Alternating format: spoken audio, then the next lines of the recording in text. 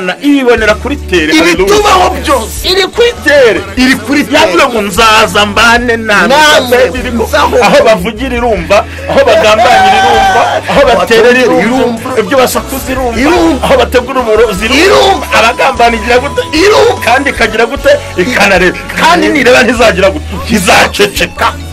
Haleluya. Hari abagome bacecetse burya hari abantu bumva hagambaneka baje bakubwira ariko Imana yo ntizagira gute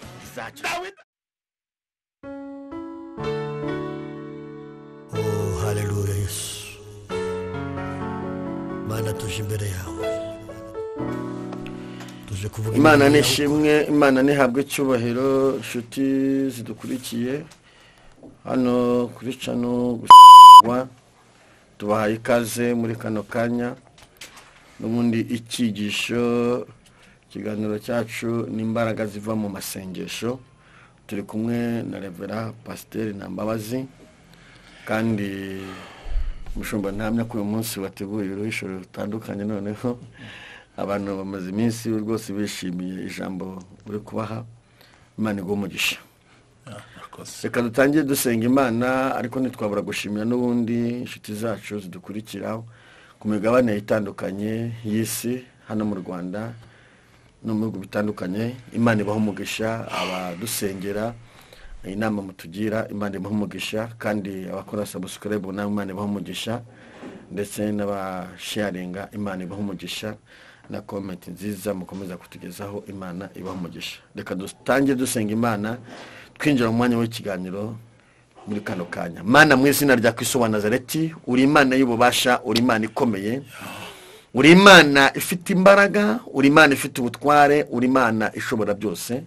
Tugushimiye umugambi wawe mwiza tugushimiye imbaraga zawe zikomeye tugushimiye imirimo n'ibitangaza utugirira tugushimiye kurinda kwawe kwiza nushimwe nuhabwe icyubahiro tugushimiye ko nta jambo na rimwe ujye uvuga ngo rihere utwemerere Uwiteka uze ubane natwe muri kano kanya icyubahiro cyawe kiganze muri iri jambo reka imirindi yawe yumvikane muri kano kanya ubwiza bw'Imana yacu butube hafi icyo duhagaritse n'imbaraga zose z'umubiri reka umuntu wese uzumvira ijambo uzaritega amatwi uri kurikirana uyu mwanya ahemburwe naryo buri muntu wese ahemburwe n'ijambo ryawe urakoze Kristo kuri Imana ibikoze mu izina rya Kristo wa Nazareti amen.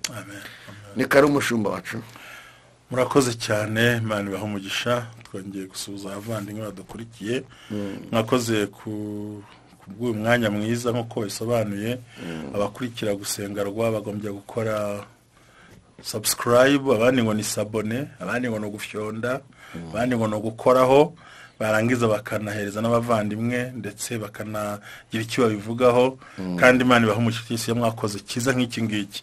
Rero ndashimira Imana cyane nanjye sishobozwa byose na Kristo mu imbaraga dusuza abavandimwe bacu bose mwakoze nagira ngo umunsi tuganire ku ijambo ry'Imana tumaze tubwira abantu amagambo meza rimwe n'imwe tubabwira ko Imana burya Imana ntizakwereka baguteye ibikomere gifite inkovu zabo kandi Imana igira ahantu ikunda kuruhurira abantu. Uyu munsi rero ndifuza ko tuganira ibyanditswe byera ariko dufite intego ivuga ngo uri muri twe arusha imbaraga abatuzengurutse n'ibituzengurutse uri muri twe cyo no kuri uyicaye muri twe uri muri twe arusha imbaraga ibintu byose arusha imbaraga izuba arusha imbaraga imiyaga arusha imbaraga inkuba arusha imbaraga bavuga afite sawundi rutiza abandi zose ku buryo uri muri twe arusha imbaraga ibintu byose bitavuga Imana ariko bitavuga Imana ibintu byose bitavuga Imana ibintu byose birwanya Imana birwanya abantu b'Imana bivuga ngo uri muri twe afite imbaraga. Ayo ni amagambo Yesu Kristo yabwiye intumwa ze ubwo yaragiye kubasezera ubutumwa bwiza bwa Yesu bwanditswe na Yohana bice 14 ku murongo wa 23 nagira ngo tuwifashishe yavuze ngo Yesu aramusubiza ati umuntu nankunda azitondera ijambo ryanjye nanjye na data azamukunda tuzaza hari ngo tugumane nawe. Amen. No kuvuga ngo kuba umuntu akunze Imana ubwayo yarangiza agakunda na Yesu noneho Imana ubwayo iramanuka ikazana na Yesu bakabaho umuntu ari. Niyo mpamvu ngo uri muri twe uwicaye muri twe ubana natwe arusha imbaraga ibintu byose byose bitavuga imana bivuga nabi we afite izo mbaraga. Noneho Yesu arimo ahumuriza intumwa kuyarimo yitegura kugenda, yarimo ameze nko kubasezera. kandi icyo gihe ntiyashatse no kuvuga umwuka wera, ko yarabwiye ngo data azohereza umufasha wo kubana namwe. Ubundi iyo aho Kristo ari, Imana ibihari n'umwuka bahari, kandi iyo bose bahari, kandi presence yabo ntabwo bakomanga ku rugi. Ntabwo umuntu yagenda ngo n'umuntu arajyanye n'abaga, oya abari muri twebwe. Vuga ngo intego y'ijambo y'uyu munsi kuba twumva abakiryamye, ababyutse bazaryumva ubutaha, nivuga ngo uri muri twe arusha imbaraga ibiduhangayikishije, yego, ibiri imbere zacu, yego, imisozi iri imbere yacu, uri muri twe n'ibyaturwanya abirusha imbaraga. Haleluya. Uri muri twe, uwicaye muri twe, ukora natwe, uvugana natwe, afite ubushobozi ikintu cyose bwo gutsinda, gukubita hasi, kurandura, kwigizayo, kujugunya. Afite ubushobozi bwose, ko yaravuze ngo nzabwira data tuzane aho uwo muntu ari, tuba ariho tuba. Azabwira data bazane nibyo ngibyo, mbese baze bashyigikire uwo nguwo. ni ukuvuga ngo Yesu avuga iri jambo yavuze ngo abantu nibankunda, icyisha abantu ni ukudakunda Imana. Barayishaka ngo ize, barayihamagara ngo Mana atabara, abandi bagahumiriza ati Mana uri he, ari ugasanga ntibita. Kubera iki? Yavuze ngo nibankunda, ni condition, nuko akunda ko ukunda Imana ni umenywa nayo, n'ahandi hantu hari. So nibankunda bakitondera ijambo, nzabwira data tuzane aho muri mbariho mba. Biravuze iki rero? Nuvuga ngo aho uri niho muri kumwe, muri studio turicara, kandi ntabwo ari buze ngo presence ye ngo arazana mescot cyangwa n'abandi abantu babibone, ahubwo ikigaragaza ko turi kumwe nawe nta kindi nuko imigambi ya Satani itazigera isohora ku bantu bicaranye n'Imana. N'urukundo abantu bakwiye kubyumva. Nuvuga ngo iri jambo risomye turaryinjiramo nza ngo tubisobanure, ariko ngira ngo bumve iyo ntego, n'uyumva wese ayigumane mu mutima we. Urumva ni ibintu biri conditionnel, cyangwa na mu Kinyarwanda ni ibintu biri conditionnel. Umuntu nankunda niyo condition gusa. Wowe kondisiyo Imana dushakaho, kondisiyo Yesu yasigiye intumwa ze, nuko twe dugomba gukunda Yesu, tukitondera amategeko ye, tukitondera ibyo yavuze, ntibigombera rero gusakuza ngo Imana wahita bwira Imana n'umwuka bakazaho kugira ngo tugire gute tubane. Amina. Wamara kumana bakagenda begezayo. Ni iri jambo roshaka ko tuganira uyu munsi wa none, hirya yandi twabonye menshi kuturinda abanyazi n'ibiki byose rimwe, aho tugiye kureba gusa ngo nibankunda, ni ikintu kiri conditionnel. Ariyo mpamvu Yesaya yavuze ngo ukuboko kw'Imana ntikwaheze, ngo Imana niwe gukiza, n'amatwi yawe ntiyapfuye, ngo Imana ibure kumva, ahubwo ibyaha byacu nibyo byadutandukanije nayo. Ni ukuvuga ngo dufite ikintu, iri ni isezerano. Ubundi mu banyamategeko tubabyita ngo ni contract, ariko iyi contract Yesu yakoze bayita unilateral contract. Ni ngo ni umuntu umwe wayikoreye. Yesu arivugira ngo umuntu nankunda nta kindi igikenewe ni urukundo. Tugomba gukunda Yesu. Mana ishimwe. Igikenewe ni iki? Ni urukundo. Twamara gukunda Yesu, agasaba data, akaza akabana natwe, kugira ngo aho muri aho turi mbariho mba. Bivuze ngo umuntu udakunda Imana aba yarimuye Imana muri we, yego, aba yarimuye Kristo muri we. Ariko gukunda Yesu bituma Imana n'umwana n'umwuka wera bazaho umuntu ari, amen, akegezayo imbaraga zimurwanya. Imana ishimwe. Ni ukuvuga ngo aya magambo yasomye tutaravuga nyine ko byatangiye kugira ngo mve intego shaka ko bayumva cyane. Ni ibintu biri conditionnel, muri make sinzi ko mutana twabigereranya ni nko kuvuga ngo yaravuze ngo uzabona iki kuko wakoze iki sibyo nkuko wabwira umufundi ngo nugera muri fondasiyo nzaguha kimwe cyaya naye nusakara nzaguha 50% nuvuga ngo iyo ataragera aho mwavuganye ntacyo kora so ni kontra ariko iri conditionnel nuba mu yandi magambo ni amasezerano Yesu yadukoreye ariko afite ibikenerwa kugira ngo yemerwe aravuga ngo abantu nibankunda bakitondera ijambo ryanjye nzabwira data tuzane kugira ngo aho muri ariho manishimwe zamuri iryo jambo abantu nibankunda bivuze ngo ikintu abantu dukeneye ni ugukunda Yesu abantu nibankunda abantu nibakunda Kristo akunda ngo uze kufasha gusobanurira ni gute abantu bagerageza gukunda Kristo urukundo umuntu yakunda Kristo rutandukanye n'ubwo umuntu akunda mugenzi we ese ni iki umuntu yakigomwa kugira ngo abishuti ya Yesu kugeza ubwo Yesu asaba data kaza kuko dukeneye ubutabazi buva ku Mana data dukeneye ubutabazi buva mu ijuru ariko ni iri jambo mushonguze kumfasha nuse kusengura abantu badukurikiranye bakurikije iki kiganiro urukundo abantu dukeneye rutandukanye n'urwo dukunda abantu urukundo abantu dukeneye rutandukanye n'urwo dukunda za famiye zacu dushobora gutuma data ngo abantu nibankunda urumva n'umurage Yesu yasigiye abamwizera n'uyu murage ariko abantu benshi muri kino gihe bagenda batakaza uyu murage ariko niki twakora kugira ngo abantu binjire mu rukundo rwa Kristo Yesu asabe data azimbere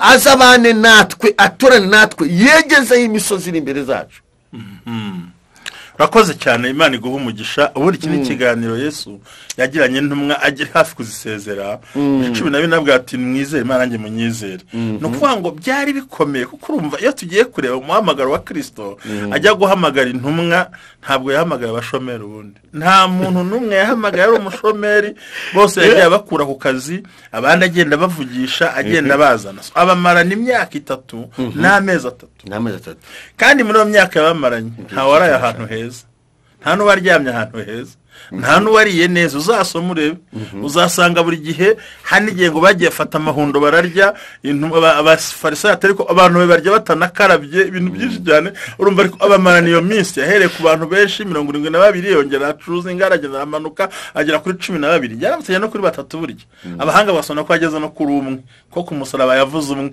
ibyo ntabwo tunda kubitindaho iyo minsi rero bamaranye habagaho konfuri burya niyo umuntu akijijwe agira akantu aba yibitseho buriya twaje gusobanura inenge z'intumwa ariko habyo bari bitandukanye hanyuma nabwo atumva mwe mwizera Imana nanjye munyizere mu rugo kwa data hari amazu menshi yaba dahari bamubwiye ko ntayahari no kuvuga ngo uzasanga harahoze impaka zaba Petero mwavuga ati mwati ninge mukuru ndati nge nduyungu mbega ugasanga ko nabo batabyumva kugera ngo banamubajije ntabwo ndibasobe muri Matayo ngo ariko Kristo twebwe bagukurikiye uzaduhemba buri iki cyose bisobanura buriya buri cyo bisobanura bari anange bari bamurebye babone mu myaka 3 nawe nta kintu gishyashya nta kintu kigaragara ari kugaragaza abayuda bivuga nta kibazo bari bamurebye baravuga ati kose uyu mugabo turi gukurikira uyu mugabo turimo tureba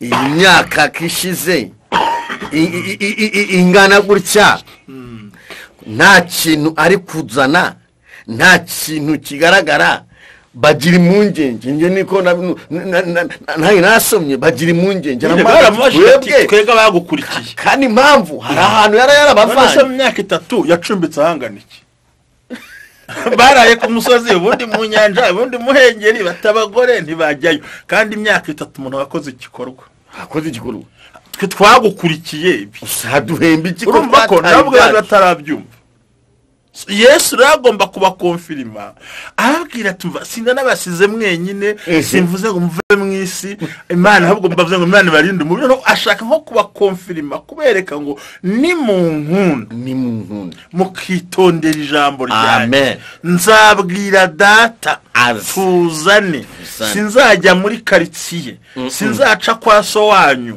sinzaca ku muturanyi ahubwo uwo muntu akitondera ijambo ryanjye nzaziwe tubane haleluya nzaziwe iwe adakomanze atagiye kwibaruza kwa nyumba 10 atagiye kwibaruza kuri mutwara sibo adaciye ku mushumba ahubwo direct ukimara kubahiriza ryasezerano ngo ni mu nkunda mukitondera ijambo ryanjye nzabwira data tuzane. Yesu nta visa akenera nta passport akenera nta ndege atega ukimara kumwakira ukimara ukimara kwiyambura ibyaha waraza akaza akabana akaba bugufi bwawe akase. Niyo mpamvu nababwiye ngo turimo arusha imbaraga Imana uruhande. Amina. We nta migration yanyuraho ntatezaho kashe nta kidodo niko muri babyita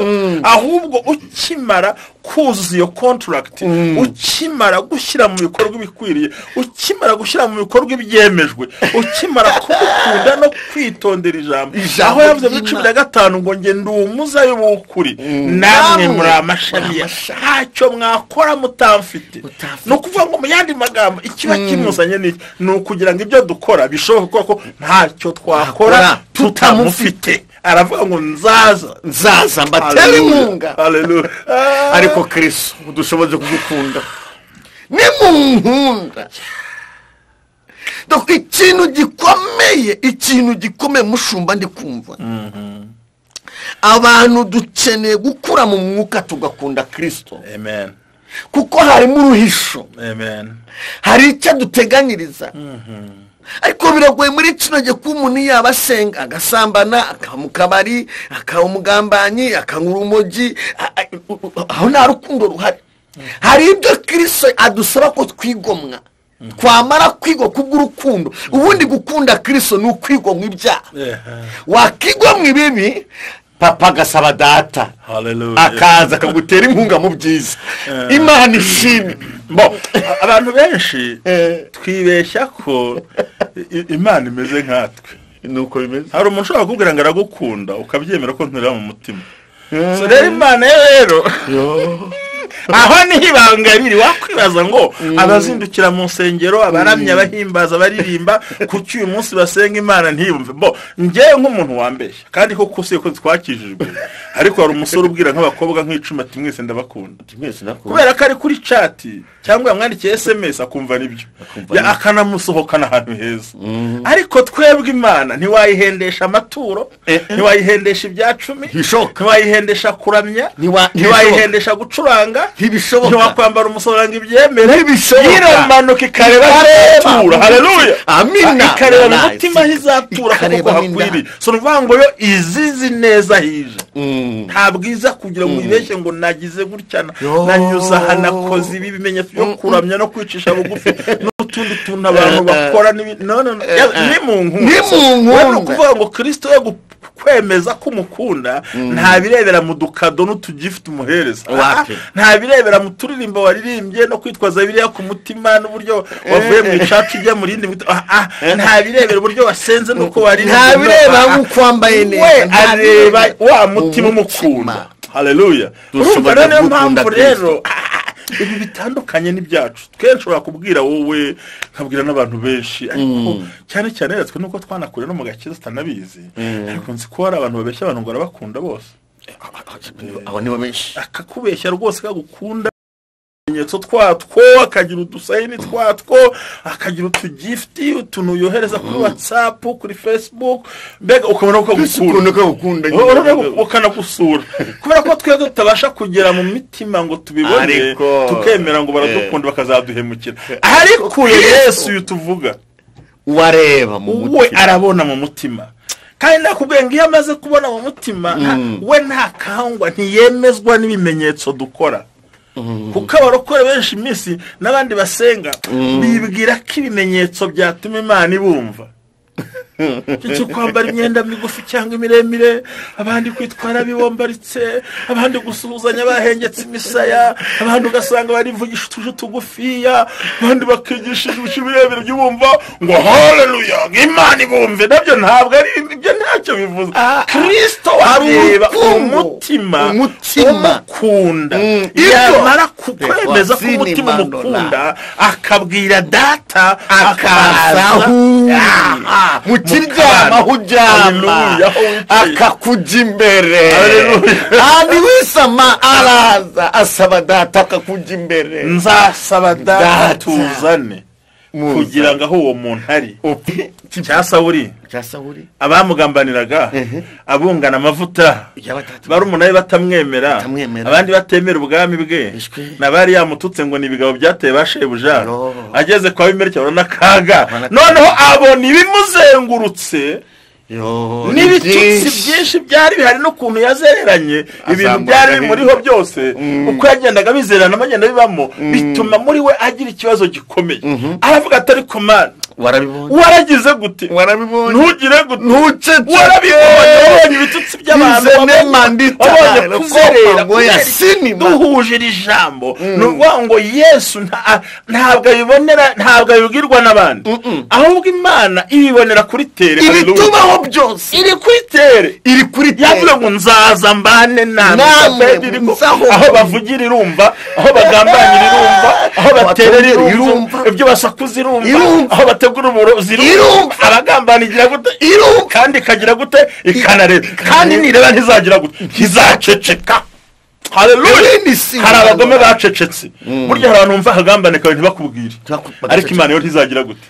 Dawidi aravuga ati Imana ibi byose byakozwe ntugire gute, ntuceceke kuko turimo arusha imbaraga ibituzengurutse, arusha imbaraga abagome, arusha imbaraga akanwa kavuga nabi, yego komeza ubivuge, arusha imbaraga abavuma, yego arusha imbaraga abacuragura, arusha imbaraga za karande ziwacu izo twavukiyemo, uri muri twebwe arusha imbaraga. Haleluya. Imisozi turi imbere, ibigeragezo bituri imbere, uburwayi buturi imbere, uri muri twebwe wende sinima none palaze, arusha imbaraga ubukene umuntu yahura nabwo, uri muri twarusha ndafashijwe Imana we, uri muri twebwe mushumba we. Nagira ngo rero dusoza tubwire abantu badukurikiye, abari mu mahanga yose anyuranye, abatwumviye munsi ya kizaza, tubabwire ngo mubanze intego y'ijambo iravuga ngo uri muri twe arusha imbaraga ibituri inyuma bituzengurutse, kuko Yesu yavuze ngo nzazaho muri tubane. Niyo mpamvu Dawidi yavuze ngo Mana warabyumvise ntuceceke, warabibonye wiryumaho. Ni ukuvuga ngo Imana ntibyumva ibiri aho hantu turi. Hari abantu bumvise ntibakugira inama ngo uhunge, hari abateze ibico, hari abateze igihe, hari kureba irangira, hari uko bizamera. Aravuga tumva Mana yanjye wabonye n'amaso yanjye uko ntuceceke, ntuhumirize, ahubwo ubikore. Mu yandi magambo Imana iri muri wowe, Imana iri muri bene data, Imana iri muri ba kameramani, Imana iri mu bavandimwe turi kumwe, ifite imbaraga. Kandi burya wanabishatse nta bafure yavuga kurusha Imana, ziravuga ariko Imana ikavugira muri ngo humura. Ijwi ry'Imana riratuje ariko rirusha amajwi yose, sinzi iyo yayikoreyemo. Ijwi ry'Imana riravuga ngo humura, nubwo uturanye n'abagome humura, nzabana nawe, nzagendana nawe, sinzagusiga, sinzagutererana, ndaguhetse. Haleluya. Nuca mu mazi ntuzagutembana, nuca mu muriro ntuzashya, nunyura mu mvura nzagutwikira, dore ndaguhetse ntuzava ku mugongo, naguciye imanzi mu kiganza cyawe. Yesu aravuga ngo izanjye ndazizi, ngo ntawe uzazinkura mu kiganza. Dawidi araryoherwa avuga ijambo rikomeye ngo Uwiteka ni umwungeri wanjye sinzakira. Burya nta nicyo yari afite ngo andyamisha mu cyanya cy'ubwatsi bubisi, ntabwo haryamitswe na se ahubwo ari kubw'amasezerano ashora ku iriba ry'amazi utagize gute adasura abandi bamushoye kuri sakuza ariko Yesu amushora ku iriba ry'amazi ndashaka gusoreza ku ijambo rimwe antunganyiriza ameza mu maso y'abanzi. kuki atayategura imbere ya nyirabukwe se ngwase kuki atayategura imbere ya nyirabukwe ntibishoboka kuki atayategura imbere ya bene wabo ntibishoboka ahubwo Imana iragenda ikayategurira imbere y'abavuze ngo ntazabaho ntazarya ntazakora ubukwe ntibizakunda. Imana ikagenda igashaka umwanzi ruharwa igashaka umwanzi ruharwa wawe ikabitereka ameza imbere intunganyiriza ameza imbere y'iki imbere y'abanzi banjye. ukubwira ngo ntiyagusuhuza ntabwo yamugushyira imbere ngo iragenda igashaka umwanzi ruharwa wa wundi igatereka ameza imbere ikagutunganyiriza ameza imbere y'abavuze ngo ntibizakunda y'abavuze ngo birangiriye aho y'abavuze ngo turebe iherezo rye y'abavuze ngo arimo arikigita agaseka y'abatari ku bundi yagiye amenya uko areshya abaratubwariye rimwe ntazongera kurya ngo Imana igategura ameza imbere y'abavuze ngo aya magambo tubonye araduhuriza ku bintu bike gusa ni mu nkunda ikisha abantu ntago bakunda Imana noneho n'abayikunze bagira n'urwo rukundo rwo mu isi kuko abantu bajya baryaryana kandi Imana ira mu mutima ni mu nkunda mukitondera ijambo ryanjye nzabwira data kugira ngo tuzanaho muri mbariho mba mu yandi magambo uturimo uri mu bubaha Imana arusha imbaraga abantu bose arusha imbaraga imiryango yashira mukagumana abantu ntacyo bazagutwara nagira ngo mu kanya gatoya ngo umwanya nk'umunota umwe uvuge nidusengera abantu duhamagara tubwire ngo nimuhumure tubahumurize tubabwire ngo niba witondera data niba witondera ibyo Imana yavuze wigira umutima inshuti zagenda musigarane ibintu bigende musigarane kuko ufite Kristo afite byose ni kari mu mukozi w'Imana. Imana ishimwe umushumba Imana mugisha ugira ngo wowe dukurikiranye gusenga rwa ndagira ngo dukore ibintu bibiri. Icyambere wowe udukurikiye gukunda Yesu gukunda Imana no kuva mu byaha no kureka ibyaha. Ndagira ngo muri kano kanya ushobora gupfuka amahuri ushobora gusenga uhagaze ari kubwira Imana ngo Uwiteka imbaraga zo kugukunda imbaraga zo kuva mu byaha. Mushumba ndagira ngo dusenge mu byiciro bibiri. Dusengera umuntu ushaka kwakira Yesu nk'umukiza kubw'ijambo twumvishije muri kano kanya. Birashoboka ko mu badukurikiye harimo umuntu ibyaha byishe ariko yumvishije inyungu zo gukunda Imana yuko kunze Yesu asaba data kaza akabana nawe kandi Yesu ari muri twebwe arusha imbaraga ibintu byose biduhagurukiye. Noneho udukurikiye muri kano kanya ndagira ngo wapfukama ukura byumva ariko ninginga umushumba dusenga Imana twasenga mu byiciro bimushumba ndagira ngo usengera abantu bashaka kwakira Yesu nk'umukiza badukurikiye muri kano kanya kugira ngo Imana ibahe imbaraga ibahe gukunda Yesu. Turasengera turakurikira gusengera ibyifuzo by'abantu nk'uko ijambo ryavuze ngo warabibonye ntuceceke warabibonye ntuceceke. Ndagira ngo tukimara gusengera unushaka kwita ukomeza ariko uhita ujya mu ijambo warabibonye ntuceceke. Aragahinda k'abantu burya ntabwo umuntu kugira ngo umuntu afate ibyo kurya birya togeze isahani n'ikibazo. Banza ukureho ikigutega banza ukureho ikigutandukanya n'Imana banza ukureho icyatuma utajya n'ubusabane n'Imana n'inshuti yawe hanyuma ubishuti y'Imana twigira mu gusengeza muri ngo warabibonye ntuceceke.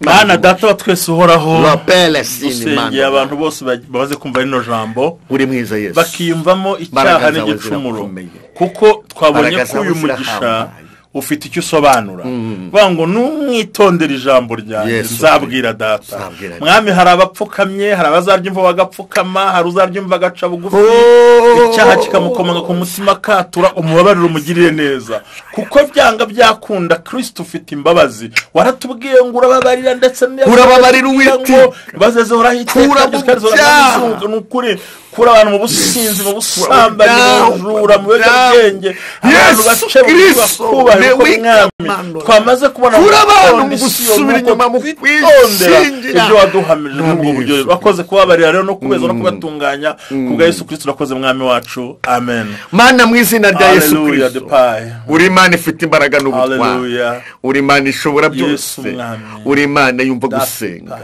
wumva umubabaro w'abantu bawe wumva umubabaro w'ababyeyi wumva umubabaro w'abagabo wumve umubabaro w'abasore tuzamuye ibyifuza aka kanya dufatikanyije n'umukozi wawe nk'uko ijambo ryawe ryavuze ngo warabibonye ntuceceke hari ibyo wabonye kubagukorera hari ibyo wabonye ku basore hari ibyo wabonye akagambane wabonye inzingo bazinga wabonye abarara bacuragura wabonye za karande warabibonye ukimara kubabarira aba bantu ne wese nemanditara senye iyo misozi kuko iya Dawidi warayisenye umuvana mu mubabaro uhindura amateka umugira umwami wa Isirayeli aravuga ngo barabibonye uriya mubabaro uriya mubyeyi warawubonye za cyamunara warazibonye